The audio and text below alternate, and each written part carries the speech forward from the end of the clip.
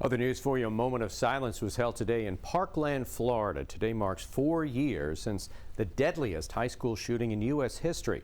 News 12's Antoinette Biordi spoke exclusively with the Long Island mother of one of the victims about her crusade to prevent a similar tragedy from ever happening again. It's been 4 years since the mass shooting at Marjory Stoneman Douglas High School in Parkland, Florida, that killed 17 people, including Long Island native and geography teacher Scott Beagle. Their deaths sparked national attention and rallied a cry for gun safety. Gun safety is very, very, very important. Linda Beagle-Schulman agreed to only talk to me today on the phone and not make any public appearances as she continues to mourn the death of her son, Scott. Scott Beagle was killed while trying to save others at the school in Parkland in 2018.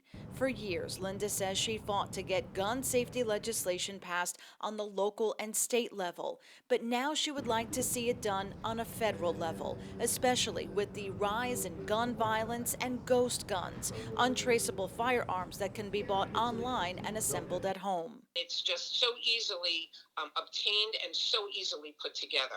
It must be passed. There must be federal legislation passed banning ghost guns. Linda says she even met with President Joe Biden last week, who she says is dedicated to ending gun violence and is in favor of legislation against ghost guns.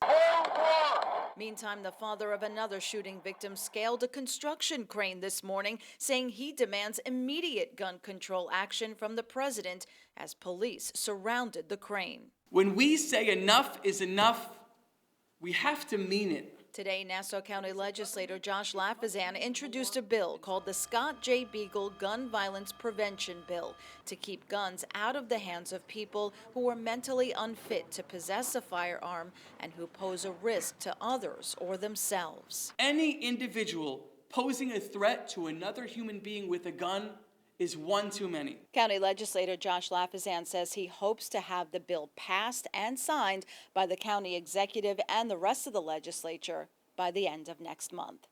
In Mineola, Antoinette Biordi, News 12, Long Island. All right, well, a board member from the Sportsman Association for Firearms Education sent us a statement saying, quote, "I understand the desire of citizens to keep firearms out of the hands of people who have emotional problems. However, legislation intended to solve this problem would have to be crafted very carefully in order to protect not only the community, but also the rights of the gun owner." Well, what are your thoughts on gun control legislation? We asked you in a poll on Twitter. All right, it needs to be strengthened. 60% of you gave that answer. Currently enough laws, 14% of you answered that way. Too many laws, just about 21% of you, and then not sure, about 4.5% of you said that. The poll is still live right now. You can go vote by going to the News 12 Long Island Twitter page. President Biden today marking the tragic shooting with a call for the nation to uphold the solemn obligation, he says, to bring an end to gun violence.